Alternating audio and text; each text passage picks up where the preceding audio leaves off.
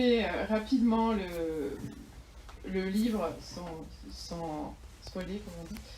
Donc à 27 ans, une tarologue a prétendu que vous n'étiez pas la fille de vos parents. Et donc pour trouver la vérité, vous allez retourner à Bilbao, la ville où vous êtes née. Donc il y a 2 parties dans le roman. La première partie, en fait, vous déroulez l'enfance de vos parents en parallèle avec la vôtre. Et la deuxième, en fait, vous enfilez votre veste d'enquêtrice pour partir à la recherche de votre famille d'origine. En fait, comme Isabelle a dit, le roman parle beaucoup de la famille et des secrets de famille. Donc c'est pour ça qu'on a choisi d'orienter l'échange autour des 7 familles, qu'on en a trouvé 7.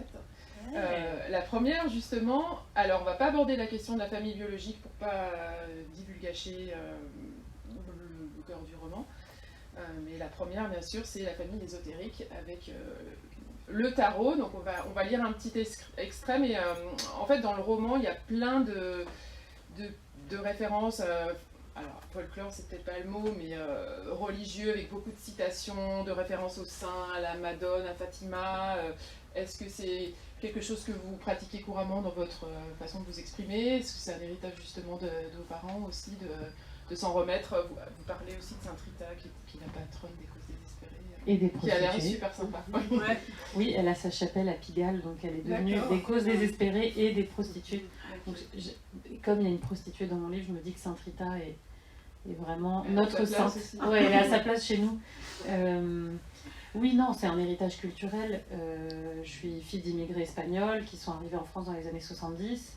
Et l'église en Espagne avait la place que vous lui connaissez, hein, très très forte, prépondérante.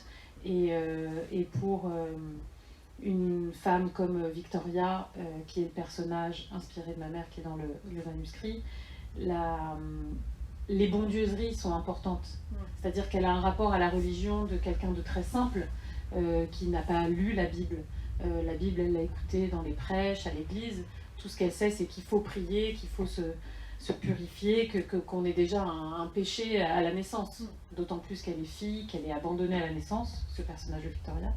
Donc oui, tout ce qui est religieux est très présent, les saintes, les prières. La question du péché, en fait, est tout le temps là. La culpabilité, c'est ce qui traverse tous les personnages féminins du livre.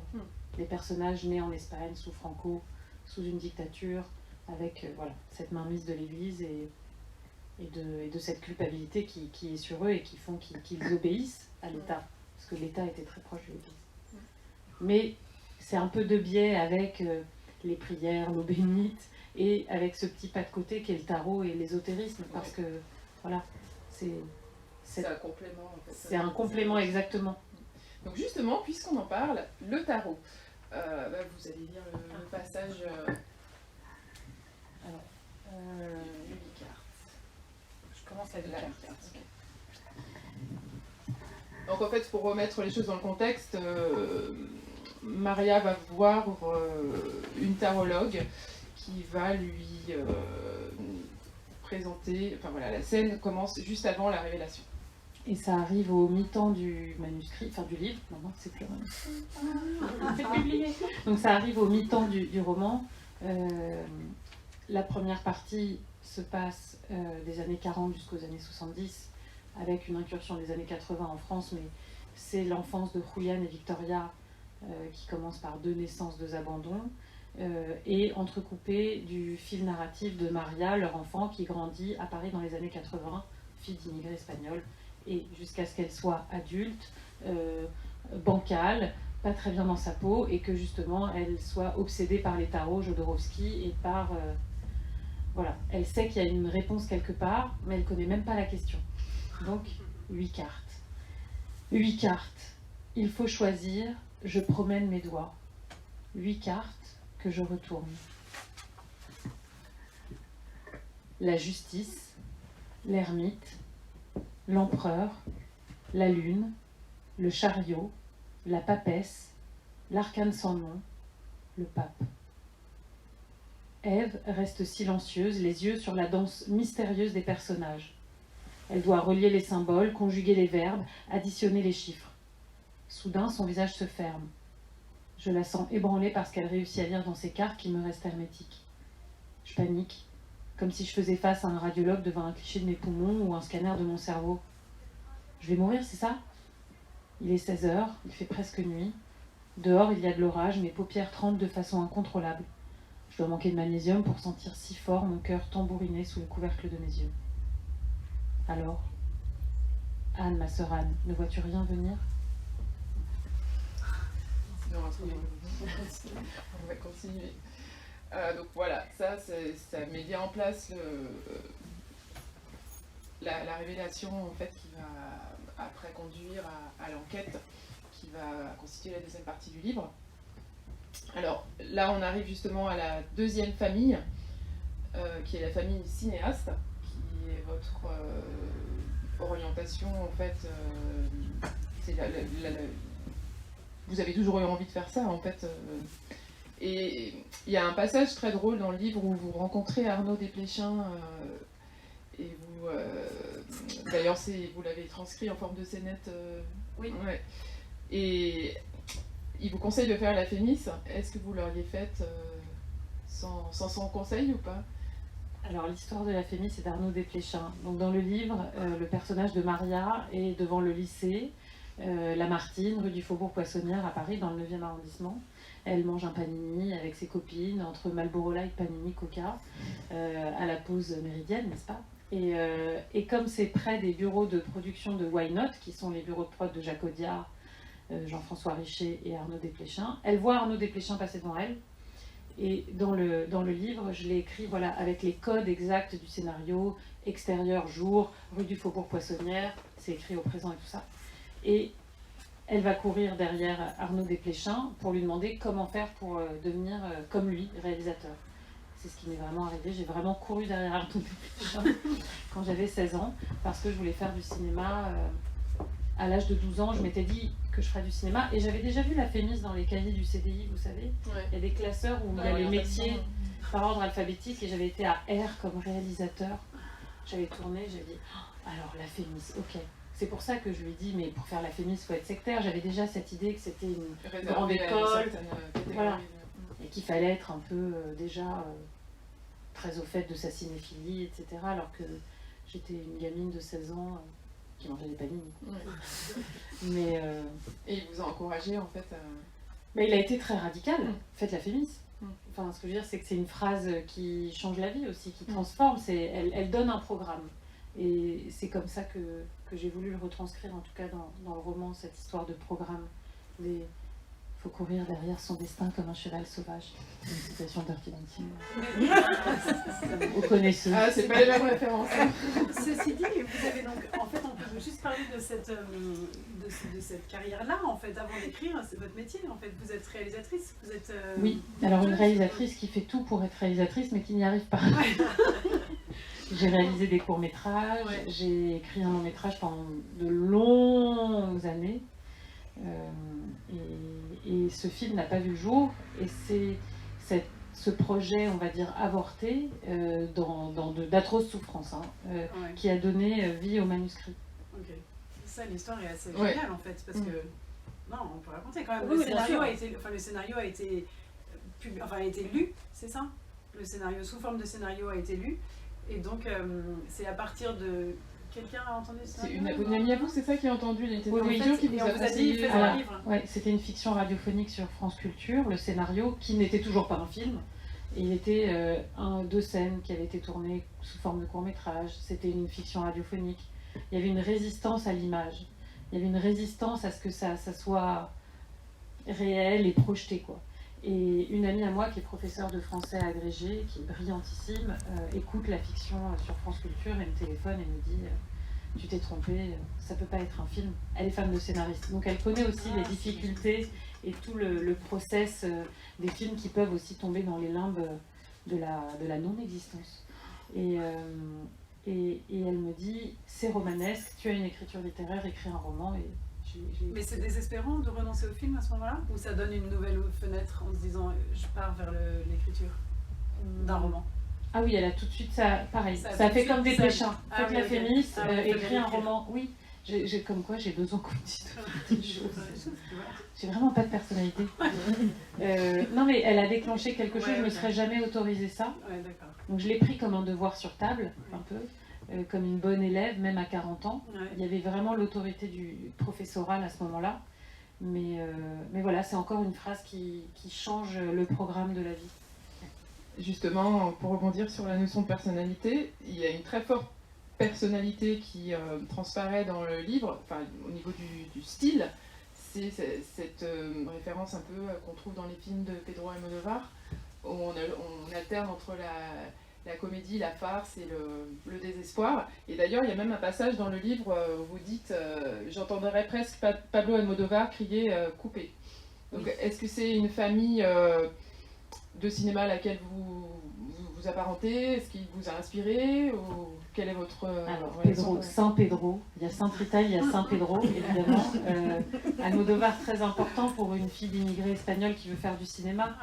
Et comme je viens d'un milieu assez prolétaire, ou en couleur, avec le verbe haut, évidemment, à chaque fois que j'allais voir un film de... Enfin, c'était une grande messe que d'aller voir un film de Pedro Almodóvar qui sortait au cinéma en France. J'étais là, encore un. Et j'étais là le jour de la sortie parce que je retrouvais quelque chose de familier et en même temps d'exotique et qui rappelle le pays dans lequel je n'ai pas grandi mais d'où viennent mes racines. Et parce que je grandissais dans une sorte de ghetto espagnol, avec mes parents on parlait qu'espagnol, on n'avait que des amis espagnols, la nourriture était espagnole, mais pourtant on était en France, on était à Paris dans un arrondissement à un chiffre. Donc c'était très étrange. Et Pedro Almodóvar avec son cinéma, c'était un endroit de réconfort et d'identification. Parce qu'elle me disait, ah voilà, les femmes sont femmes de ménage, elles sont prostituées, c'était les métiers que je connaissais, quoi. Donc je les retrouvais et en même temps c'était quelqu'un qui était reconnu, apprécié en France, dont on disait le plus grand bien. Donc c'est toujours rassurant, on disait, ah mais les Français l'aiment bien, c'est que les Français vont peut-être bien m'aimer aussi. Justement, ça nous permet de rebondir sur la famille populaire. Donc, vous avez rappelé votre contexte familial, vous êtes fille émigrée, vos parents fuient le franquisme.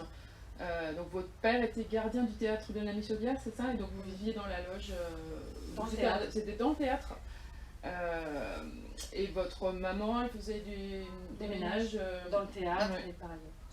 Et il y a pas mal de passages dans le livre aussi où vous racontez qu'il y avait tout le temps la télé qui était allumée, que votre maman, elle regardait beaucoup de Santa Barbara. Ouais. Et les feux de l'amour aussi. Les feux de l'amour aussi. Et que vous avez vraiment baigné dans cette ambiance un peu aussi, qui est peut-être pas almodóvaresque, mais qui est aussi pleine de drames, de rebondissements.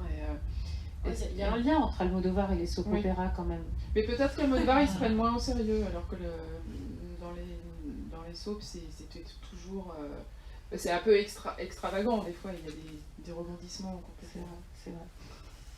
J'ai eu beaucoup d'heures de vol des feux de l'amour.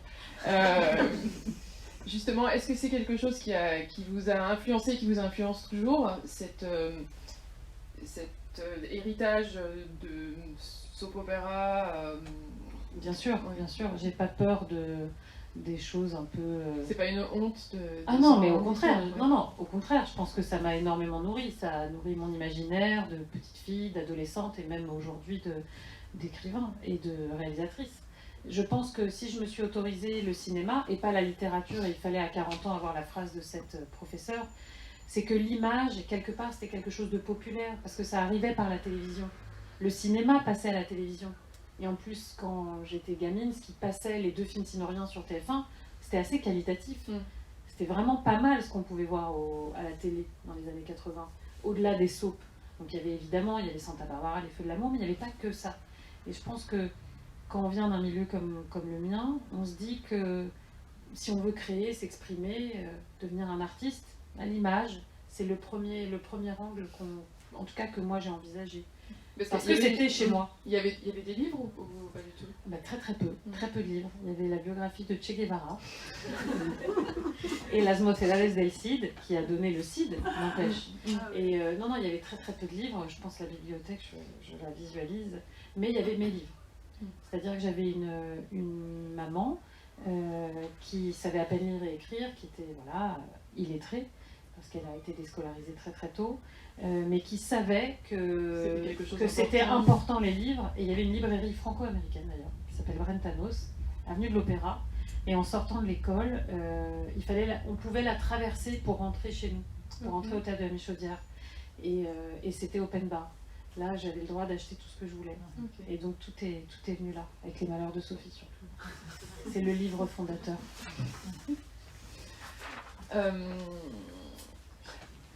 En fait, il y a beaucoup de questions de rôle aussi dans le livre. Il y a un passage que je vais lire qui est assez marquant. Je rencontrais des jeunes filles fraîches et françaises qui pourraient me faire sortir de mon territoire hispanique moyenâgeux entouré de barbelés. La première à me tendre la main portait le prénom prometteur de Flavie. En me liant à elle, je tournais le dos aux autres comme moi, les filles du rez-de-chaussée, espagnoles, portugaises et yougo. Je devenais un peu française. Rêvant de m'appeler Sophie ou Julie, je tenais parfaitement mon rôle de jeune fille modèle devant les parents des copines qui m'invitaient à dîner, à dormir. Je jouais au singe savant. Oh, qu'elle est cultivée pour une fille de femme de ménage. J'avais grandi comme une souris de laboratoire en captivité. J'avais enfin trouvé la sortie du labyrinthe que mes parents avaient construit autour de moi. Donc en fait, vous jouez un rôle quand vous êtes avec des Français, quand vous n'êtes pas chez vous, donc vous étiez un peu actrice aussi. Caméléon. Ouais, caméléon. Et est-ce que ça aussi, on peut dire que ça rejoint le goût pour le cinéma, la comédie, le fait de devoir se créer une autre personnalité, évoluer dans un autre environnement, s'adapter? Oui, il y a un amour pour la fiction qui est certain. Et donc même peut-être là, j'avais pas pensé à ça comme ça, sur l'amour de l'acting. Ouais. Mais parce que après, là, vous dites, je jouais au singe, et puis là, il y a aussi mon rôle de jeune fille modèle, donc il y a beaucoup de références aussi au... Mais parce que voilà, l'interprétation pouvait donner accès à d'autres mondes, à d'autres univers, à d'autres personnes en fait. Parce qu'il y avait comme ça un clan familial qui était très petit, 3 personnes, quelque chose de très réduit. Et comme je parle, voilà, quand je dis moyenâgeux, c'est que, vous le découvrirez pour ceux qui n'ont pas lu, mais la première partie, quand on est dans l'Espagne franquiste des années 40, c'est très archaïque. C'est une Espagne, on ne pourrait pas croire qu'on est au XXe siècle. Et il y avait quelque chose d'encore dans ce foyer qui était très basique, très rustre. Et il y avait de la sophistication tout autour. Et il y a une appétence pour cette sophistication, d'où ce caméléon. Mais après, on comprend aussi pourquoi, je pense, quand on découvre le grand secret du livre, du pourquoi du caméléon, qui est très propre à ce genre de personne. On va passer à la famille adoptive. Et en fait, quand on découvre le portrait de la mère et du père, et on réalise qu'ils sont aussi, ils jouent des partitions. Il y a un passage où quand la mère doit prétendre qu'elle est enceinte, elle se prend vraiment au jeu avec ce coussin qu'elle va utiliser. Et le père, en fait, on peut aussi penser que son alcoolisme, c'est parce qu'il n'est pas bien dans son rôle et qu'il a besoin d'exister en étant quelqu'un d'autre. Donc chacun à votre niveau, vous jouez plusieurs partitions. Vous avez découvert en fait l'adoption après votre diplôme. Est-ce que avant ça, vous aviez déjà décidé d'écrire sur la famille, ou c'était un thème qui était important? Ouais. Absolument. Ouais. La filiation a toujours été questionnante pour moi. Dans mes premiers courts-métrages à l'école de ciné, je ne faisais que tourner autour du pot. Okay. C'était clairement, comme dans les chutes de Camus, quoi, les cercles concentriques qui amènent à l'enfer. Donc il y avait évidemment une obsession qui était là, une grande question sur la filiation, sur les souvenirs. D'ailleurs, je me souviens de ma note autobiographique à l'époque pour entrer à la FEMIS. Il y a un dossier d'enquête qu'on doit donner. C'est un long concours en plusieurs étapes. Il fallait écrire une note autobiographique et je m'étais collée comme modèle le Je me souviens de Pérec, qui était aussi I Remember, un ouvrage d'un écrivain américain dont j'ai oublié le nom. Non, bon, on le retrouvera à la fin de la soirée. Ouais. Et ça ressemble à Joyce Maynard, c'est un nom un peu comme ça. Et je m'étais dit, je vais écrire mes souvenirs, et une des phrases, c'était « Je ne me souviens pas de ma naissance », que j'ai gardée. Dans le livre. C'est dingue. Et j'avais écrit ce « Je me souviens » en me disant « No me recuerdo de », et après j'écrivais en français. Je l'avais déjà fait en bilinguisme, me recuerdo de, je me souviens de, et après j'écrivais en français. Je me souviens du théâtre. Pourtant, ça c'est assez étonnant parce que c'est ce qu'on. Enfin, avec du recul, une fois qu'on l'a lu et relu, c'est vrai qu'il y a un moment où on se dit, mais en fait, pourquoi est-ce que cette question, elle vient pas plus tôt? En fait, parce qu'en fait, tout plane depuis donc hyper longtemps. En fait, bon, après, c'est ce que j'ai essayé de mettre dans la construction du livre, c'est de faire quelque chose d'un peu de petit pousset où il y a des indices à chaque fois. On sent que c'est tout le temps, en fait, que c'est présent depuis toujours. De toute façon, je pense, quand il y a un secret, en fait, enfin, comme tu dis, on tourne autour et c'est tout le temps présent. Et finalement, il y a un jour où il y a cette question vraiment très frontale de dire mais de qui suis-je l'enfant? Enfin, non, qui n'est pas posée comme ça, mais non, d'ailleurs, c'est d'où je viens, enfin... Non, mais ce qui est fou, c'est ce que vous avez dit sur l'interprétation des rôles, c'est pourquoi je joue dans mes films. C'est ce que dit le personnage, mon double, Maria, Bis, dans la scène avec la tarologue. La question qu'elle pose à la tarologue, c'est pourquoi je joue dans mes films. Et elle pense poser une question un peu idiote, un peu anodine. Oui, et pourtant, passer à côté de la question plus importante. Qui est... Mais qu'elle n'a pas. Elle n'a pas cette question. Mais pourtant, c'est vrai, parce que vous soulignez toutes les mises en scène de chaque personnage. Et en fait, c'est là pourquoi je joue dans mes films. La question du jeu, la question clé de la mise en scène, de quelque chose qui est déjà tordu quoi, par une fiction. Et on faisait allusion à l'espagnol et à la double culture aux deux langues justement. Vous avez dit en fait que le français c'était une arme d'inclusion sociale.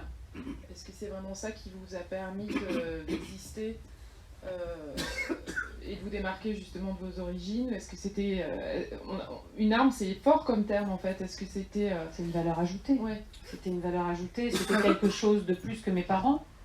Et le français d'ailleurs, souvent on me dit pourquoi tu n'as pas écrit ton roman en espagnol? Mais j'en serais incapable. Pourtant je suis bilingue, mais c'est la littérature française qui a créé ma patte, quelque part, vraiment, et je serais même incapable de le traduire. Et d'ailleurs, c'est marrant que vous disiez ça, parce qu'en fait, vous utilisez, il y a pas mal de termes en espagnol dans le livre, et il y a une certaine musicalité, en fait. Vous avez choisi de laisser des passages en espagnol. Est-ce que c'était pour réhabiliter un peu cette langue que vous aviez négligée pour vous intégrer un peu plus à l'école? C'était pour que ça sonne. Je trouve que l'espagnol c'est quand même très beau et que la littérature c'est de la musique aussi et que c'était une musicalité vu que j'avais envie de faire ressentir aux lectrices, aux lecteurs cette drôle de danse entre le français et l'espagnol qu'on peut retrouver, enfin en tout cas qui moi a été primordiale, très importante quand j'ai découvert Pas pleurer de Lydie Salbert par exemple, où je me sentais à domicile, je me sentais dans un endroit connu, familier et agréable en lisant son roman. Et naturellement, j'ai mis les mots espagnols sans réfléchir. Hein. Ça venait comme ça, il fallait qu'on entende ce claquement, cette langue, les roulements, la musique. Quoi. Il y a un joli passage justement, vous parlez de la langue. Vous êtes dans un café et vous dites « ça parle espagnol, les sonorités sont délicieuses, mexicain, chilien ou argentin, il me rappelle que ma langue maternelle n'est pas que celle des concierges et des femmes de ménage. Un nouveau monde s'ouvre à moi, mais je me sens toujours du mauvais côté de la barrière, la fille du pays d'Isabelle la catholique et des salauds de conquistadors. » Donc vous avez eu un rapport compliqué par rapport au bilinguisme. Là, vraiment, c'est clair. Non mais voilà, c'était genre, ah enfin l'espagnol c'est cool, et ah non quand même pas, non. Il y a plus cool, il y a les hispanos quoi, il y a l'Amérique du Sud, ils sont plus cool que nous.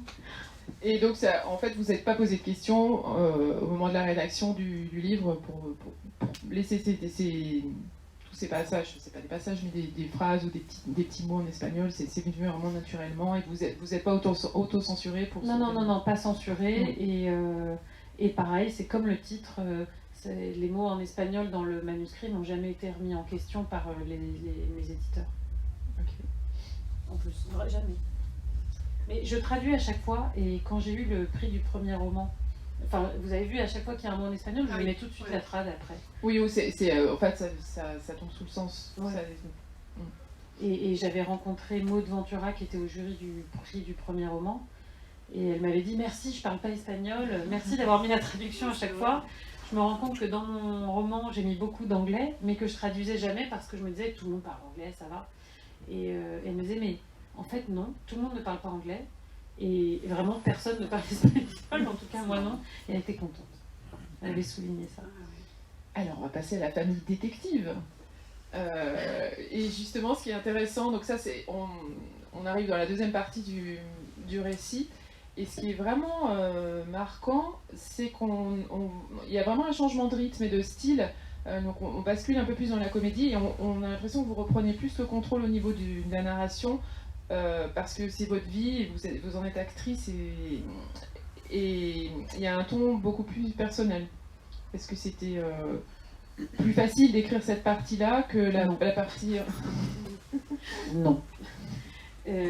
Après voilà, la deuxième partie c'est une enquête, on va dire que la première partie c'est une enquête des origines qui se passe vraiment dans les années 40, 50, 60, 70, et à partir du mi-temps du tarot, passé, et là c'est une enquête contemporaine qui est drivée par, le futur, quoi.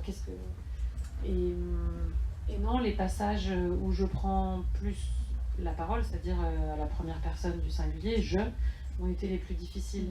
Parce qu'évidemment, quand j'étais dans le pays de Julian et Victoria, dans les corridas, dans leur vie, dans l'exil, dans leur arrivée en France, c'était plus émotionnel. C'était plus fun, c'était plus agréable, et je me mouillais moins personnellement. Donc, et en plus, je pouvais me lâcher dans les scènes et tout ça. Là, tout d'un coup, il y avait le pacte de l'autofiction, je me le prenais en... Voilà, il était en face de moi, et qu'est-ce que j'allais en faire de ce pacte-là? Comment j'allais jouer avec la vérité, la mienne, et ce personnage qui devenait mon double? Dès que je pose le papier et le crayon sur le papier, c'est moi, mais c'est plus moi. Donc jusqu'où je vais? Et ça a été les passages les plus ardus. En même temps, il y a une tension dramatique qu'on sent qui est... c'est plus à vif, quoi. Oui, tout à fait. C'est hyper remuant, ça veut dire que pendant l'écriture, on est en pleine introspection en permanence? Sur ces passages-là, pas mal, ouais. Sur ces passages-là, pas mal. Après, ce que je dis souvent, c'est que vraiment l'écriture du manuscrit a été hyper agréable, très joyeuse. C'était une écriture avec énormément de bonheur, énormément de plaisir physique, déjà. Et j'ai eu la chance de rencontrer Claire Berest il y a quelques jours, et je lui parlais du plaisir physique. Il disait, mais oui, mais bien sûr.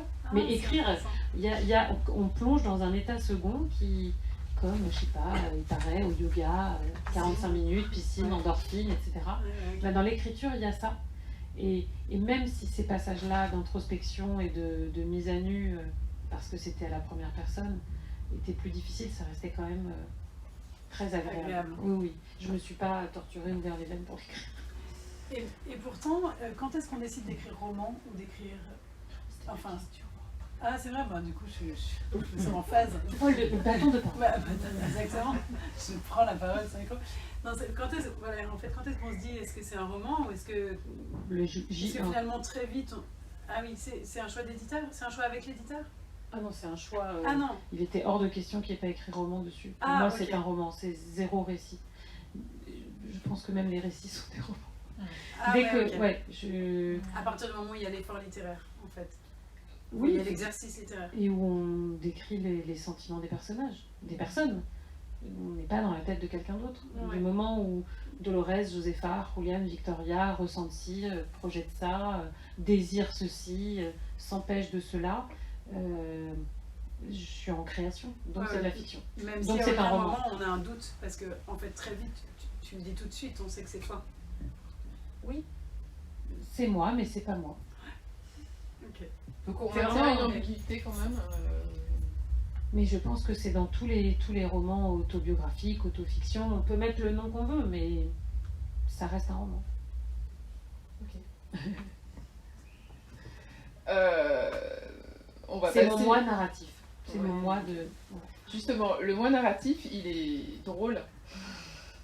Il est drôle, il y a ce qu'on disait tout à l'heure et qu'on retrouve dans le cinéma d'Almodovar, il y a un côté un peu farce, un peu humour. Il y a beaucoup de passages en fait, où vous égratignez, enfin, même vous-même, hein, vous êtes assez dur. Il y en a un, par exemple, je vais lire un petit extrait, où vous êtes invité à un anniversaire, où vous êtes petite. Jusque-là, j'avais été invitée une seule et unique fois à l'anniversaire d'un enfant de l'école pour les 8 ans de Midori. La fête était donnée au McDonald's des Halles. Le M jaune tout en courbe sur fond rouge avait sur nous, enfants, le même effet que Jésus sur la croix pour un témoin de Jéhovah. Je découvrais le cheeseburger du sympathique restaurant américain et fis immédiatement de Midori ma meilleure amie à la vie et à la mort. Elle avait débarqué comme un alien à l'école, en plein milieu d'année scolaire. Japonaise et brésilienne, elle ne parlait que le portugais. J'avais trouvé une alliée en survêtement parmi les enfants de Saint-Roch, entre filles en jean et celles en robe à smock. Pas mal. Mais alors, moi, mon préféré, c'est un passage qui parlera à beaucoup de gens qui sont habitués à prendre l'Eurostar. J'ai attaqué le croque-monsieur du TGV avec mes couverts en bois. C'est à mes yeux l'une des plus belles réussites alimentaires industrielles du monde moderne, avec le double cheeseburger du McDo. Cette nourriture amalgamée, tiède et grasse, me réchauffe à chaque fois le cœur et m'émeut à un endroit spécial, pas loin du foie. Le parfait repas de la gueule de bois. Le train m'emmenait seul de Paris à Hendaye, puis je devais prendre un autocar jusqu'à Bilbao. Je traversais le Pays Basque espagnol, le visage collé à la fenêtre du bus, à regarder défiler ces ballons du vert le plus intense que je connaisse, dans une odeur de flatulence et de plastique chaud. Ouais, les sécrétions organiques sont très présentes dans le livre. C'est vrai, mais c'est très espagnol tout ça. On mange beaucoup de légumineuses chez moi. Donc... La c'est très espagnol.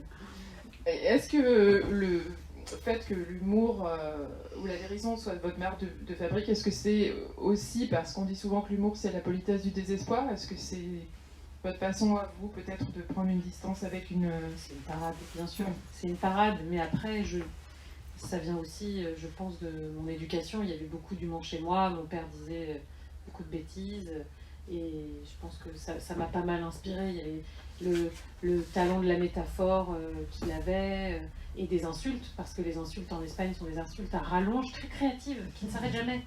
Et voilà, on passe de Dieu à la Vierge, au mort, au machin, au truc. Et là, donc, je pense que ça vient de là aussi, de ce côté, de cette langue très imagée, imagée et tout ça. Et c'était une parade, et vous parliez d'Almodovar, de soap opéra, mais j'ai grandi aussi au théâtre de la Michaudière, qui est un théâtre de boulevard, avec des pièces de Feydeau, du Jean Lefebvre, Jacqueline Maillan. Donc j'ai vu Jacqueline Maillan à l'âge de 7 ans sur scène. Donc je pense que ça aussi sur comment tourner en dérision l'adultère, etc. Ce sont des choses qui m'ont façonné quelque part. Enfin, en tout cas, c'était une musique que j'entendais, et je pense, enfin j'ai envie de croire que c'est resté. Oui. Qu'il y a de la Michaudière / Almodovar / tout ça et les insultes de mon padré dans l'humour qu'on peut retrouver dans le Et justement, on arrive à la dernière famille qui est celle des écrivains. Roman, on a compris.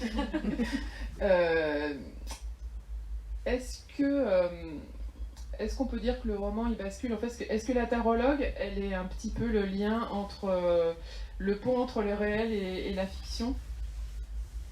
Est-ce qu'on peut dire que c'est à ce moment-là que le roman bascule, ou on est toujours un peu entre les deux?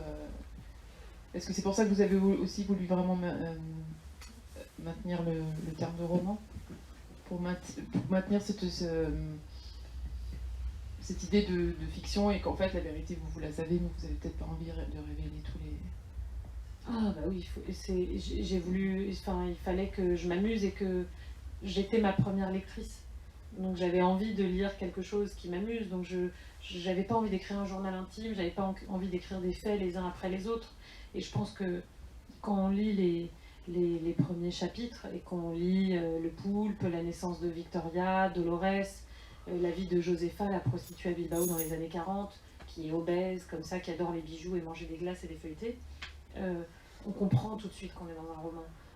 Même si tout est vrai, si les faits biographiques d'état civil, comme 1943-1947, sont des vraies dates, beaucoup de prénoms, j'ai gardé certains prénoms, notamment Dolores, parce que Dolores c'est un programme, ça veut dire douleur en espagnol. Je ne pouvais pas sacrifier ce prénom. Quand les prénoms sont signifiants comme ça, je ne pouvais pas, il fallait que je les embarque dans l'histoire. Mais Josefa, c'est pas le vrai prénom de la mère de Julian. Donc vous avez gardé des... Je me suis baladée, donc tout ça est un savant mélange. Et le tarot c'est une herméneutique, c'est un autre langage, ce sont des signes qu'on interprète. Il y a une lecture du tarot comme il y a une écriture.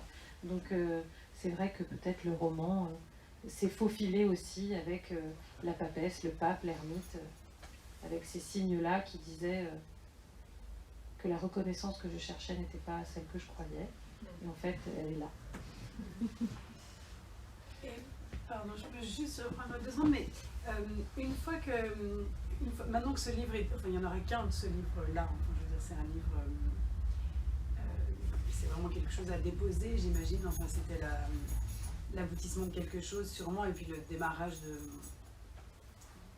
peut-être d'autres livres, enfin...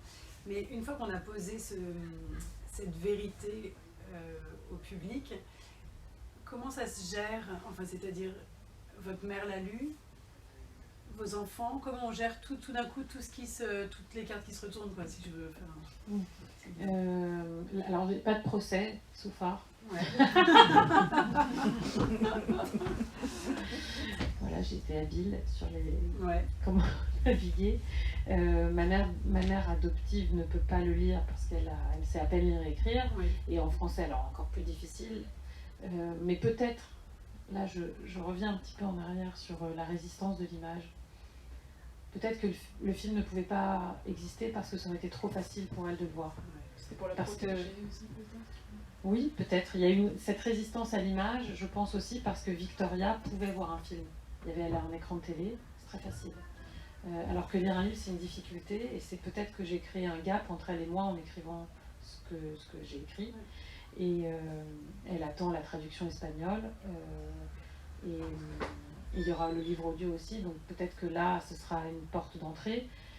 Mes enfants savent que le livre existe, ils me soutiennent, ils sont très fiers de moi. Ils ont appris l'histoire en même temps qu'elle... Ils connaissaient tout. Non, ils connaissaient tout. Et j'avais été très transparente sur mes casseroles. Ouais. Et je suis très soutenue par ma famille. Et l'autre famille, certaines personnes ont lu le livre, notamment MJ. Pour ceux qui ont lu le livre Michael Jackson, MJ a lu le livre. Et je ne pensais pas qu'elle savait lire le français. Et ça a été un... What? Ah ouais. Et elle m'a félicité pour le livre. Et je l'avais prévenue, j'avais dit certains passages seront un peu difficiles, mais j'espère que tu sauras lire entre les lignes. Et ceci dit, elle m'a dit je comprends, je ne veux pas t'offenser, mais c'est vrai que certains passages ont été un peu durs, notamment, ouvrez les guillemets, une petite bourgeoise à la vie dissolue, fermez les guillemets. Ouais. Mais tu as mis ton cœur dans ton stylo, c'est très bien écrit, je te félicite. Donc c'était un peu genre Dark Vador a lu le livre, et j'avais peur, mais tout s'est bien passé. C'était le Big Boss à la fin de Super Mario, je sais pas. Mais en tout cas, mon entourage, mes amis me soutiennent dans le bouquin, et je pense, malgré tout, même s'il y a des moments très âpres et difficiles et crus sur la jeunesse de Julian et Victoria, donc les personnages inspirés de mes parents, ma volonté numéro 1, c'était de comprendre notre famille, et derrière cette compréhension de la famille, parce qu'on écrit pour comprendre, je crois, enfin en tout cas moi c'est ce que j'ai fait, j'ai écrit pour comprendre. Chapitre 27, j'écris les 3 orphelins d'une même nation, c'était pour comprendre ces 3 orphelins, c'est le déclic de l'écriture. C'est J1, c'est ça, je me dis 3 orphelins d'une même nation, pourquoi on est greffés les uns aux autres? Et écrire pour comprendre, et derrière cette compréhension, c'était un hommage que je voulais leur rendre, parce que je trouvais que ces deux invisibles, ces deux immigrés espagnols, la femme de ménage dont on laisse les billets sur la cheminée, vous verrez, je vous ai payé le mois de décembre, je vous ai laissé vos étrennes. Ce gardien du théâtre de la Michaudière avec son béret, alcoolique, toujours au bistrot, qui était comme ça une figure très arrêtée. Mais pour moi, c'était des personnages dignes de Dickens, c'était des personnages encore plus dignes d'Almodovar, plus Oscar, Javier Bardem, Penélope Cruz. Donc, malgré voilà, la difficulté, je voulais leur rendre hommage et leur créer un hôtel, quoi. Et franchement, ils sont déments, non? Bravo. Et, Juliane et Victoria avec des potes. oui. Justement, pour revenir au scénario et à l'écriture, en fait, est-ce qu'on a plus de liberté? Est-ce que vous avez eu plus de liberté à écrire qu'on aurait pu avoir avec un scénario où on doit dépendre des financiers, Absolument. C'est-à-dire que c'est le jour et la nuit. Un scénario, c'est une centaine de pages, ça répond à des normes, à des codes. 100 pages, écrit au présent. Un film, ça coûte très cher.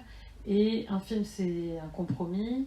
Il y a des producteurs, des financiers, des chaînes de télé, le CNC, les acteurs, l'agent des acteurs. Tout le monde a son mot à dire, la stagiaire, la secrétaire, la standardiste. Tout le monde fait des retours de lecture sur des scénarios. Les auteurs ne sont pas ultra respectés. Enfin, en tout cas, moi, je ne l'étais pas. Et je ne sais pas pour d'autres. Hein. Peut-être maintenant, ça ira mieux, on parlera un peu plus gentiment. Mais le scénario, à la fin, après des années d'écriture, c'était un peu comme on achète bien les chevaux. Les scénaristes mouraient les uns après les autres. Et le film essayait de survivre. Et il y avait un casting, un machin, et toujours un peu d'espoir, mais ça s'effondrait. Et le jour où j'ai commencé le manuscrit, il y avait l'imparfait, il y avait le passé simple, il y avait la conjugaison, il y avait le narrateur omniscient, j'étais qui je voulais, on pouvait tourner avec des enfants, on pouvait tourner avec des grandes stars, ça pouvait se passer en Espagne dans les années 40, pas de problème de reconstitution. Si un premier assistant réalisateur venait budgéter le roman, il me dirait putain, ça coûte cher, il va falloir arracher les pages. Et sauf que là, non, il n'y avait aucune page à arracher, tout était possible, ça ne pouvait que grandir, et c'était vaste comme le monde.